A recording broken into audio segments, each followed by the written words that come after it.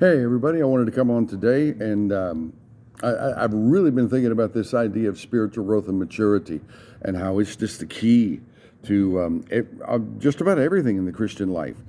Specifically, it's the key to experiencing the fulfilling Christian life. That's what all of us want, and sometimes that just feels like it is so far away from each one of us. So many Christians feel as if the fulfilling Christian life is a maze. It's, as the Beatles would say, it's a long and winding road. But what I've discovered through the years is that it's not so much a long and winding road as it is a straight line. A straight line. Now, today I'm going to talk about, I want to talk about the Greek word behind. Behind this. It's used several times in the New Testament. It's the word teleos. It comes from the Greek word telos, amazingly enough. One of the things that I do when I'm putting my lessons together for Bible studies and for sermons is I spend some time in the Greek. I'll look up, now I have cheat sheets, okay? I'm not an expert in the Greek language or Hebrew, definitely not Hebrew. But I'm not an expert with foreign languages. I'm horrible at foreign languages, as a matter of fact. But I have a cheat sheet. What I'll do is I'll Google a verse, Hebrews 5:14 Greek, and it will give me some references, and I'll be able to go in and do some study. And I remember when I was in college, there was this professor. Well, he wasn't a professor. He was a preacher at a local church there. His name was Bob Hendren, and he preached out of the Greek New Testament. I'd never seen that in my life. I haven't seen it since. But he preached out of the Greek New Testament. He could read it just like it was any other version. It was incredible. And it made an impact on me, and about how important it was to at least have some sort of contact with the original languages. I was going to call this video Geek on the Greek, but that probably wouldn't be a good title.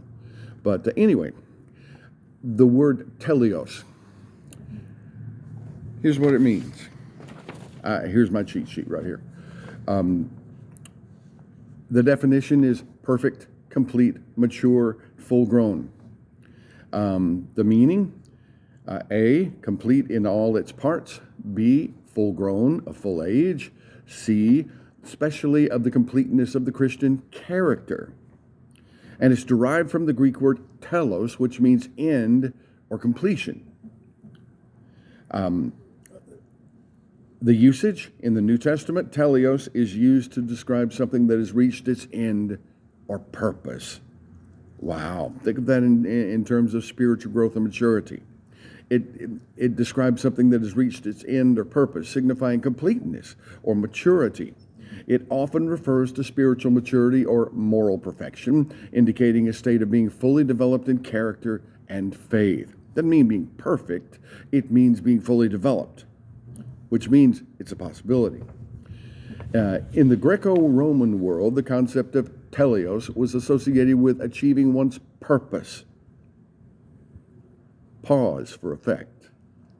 Achieving one's purpose. Wouldn't you love to be able to say that you achieved your purpose? Where is that? Acts chapter 13, verse 36. For when Paul had fulfilled his purpose I think he's talking about David. When David had fulfilled his purpose in his generation, he fell asleep. It's Acts 13, verse 36. He says, this writer says, philosophers like Aristotle used the term to describe the ultimate goal or end of a process. In the Jewish context, the idea of perfection was linked to living in accordance with God's laws and achieving spiritual maturity. Wow. Again, it doesn't have to do with moral perfection, never making any mistakes. I'm not going to have a relationship with God because I make no mistakes. I have a relationship with God based on His grace and based on the forgiveness that I receive in Jesus. Now, here's the thing that blew me away. The cognate, it says, from going through the necessary stages to reach the end goal. In other words, developed into a consummating completion by fulfilling the necessary process, the spiritual journey. Now, listen to this. This route means reaching the end or the aim. Watch this. It is well illustrated with the old pirate's telescope, unfolding, extending out, one stage at a time, to function at full strength, capacity, effectiveness. Man, let that sink in. It is well illustrated with the old pirate's telescope, unfolding or extending out one stage at a time. Think of it. You've got that telescope and you pull it out one stage at a time.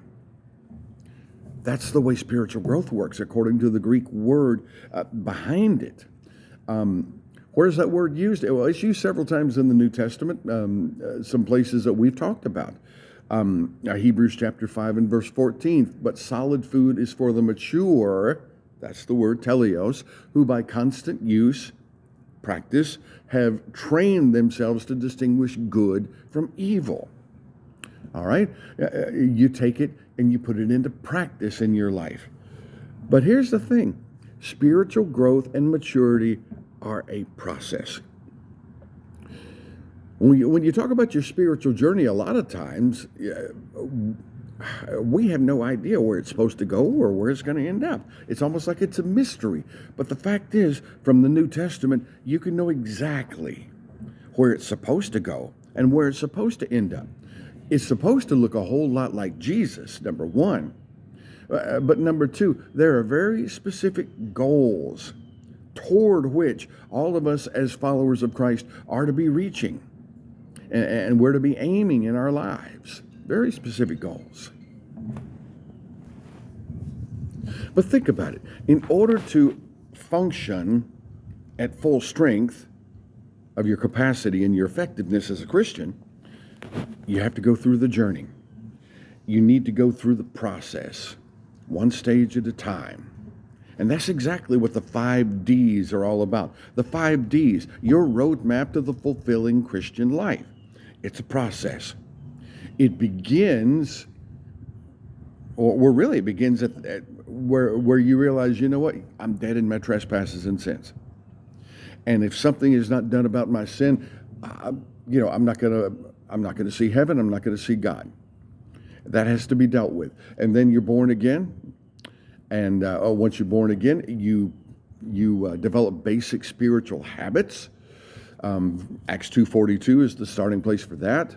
Then you learn how to depend on God, depend on one another, depend on God's purposes. And then you deliver selfless service. And I've been learning a lot of new stuff about that recently, how very important it is for us to be servants, and not just servants. We need to obsess about the needs of others. The way that we experience a fulfilling Christian life is to obsess about the needs of other people. And instead of waiting for people to serve me, I've got to be great at serving others. And then the last part, the last of the 5 stages is duplicate your faith. Duplicate your faith. Take what you have learned and pass it on to someone else. You have not fully owned the message of the Bible, of Christianity, until you are able to take it and pass it on to somebody else. One life that touches another life, that touches another life, that touches another life. The rock thrown into the pond, where the impact hits the water and the ripples just go out, out, out, out, out, continually. It's the fulfilling Christian life. But it begins right here with the definition from the New Testament of that Greek word, teleos. Complete, mature, full grown. The pirate's telescope, unfolding or extending out one stage at a time, to function at full strength, at capacity, at effectiveness. That's God's goal for us. That's God's goal for you as well. If I can be of help, please let me know. Like, subscribe, tell your friends. Thanks so much for joining me today. I'll see you next time.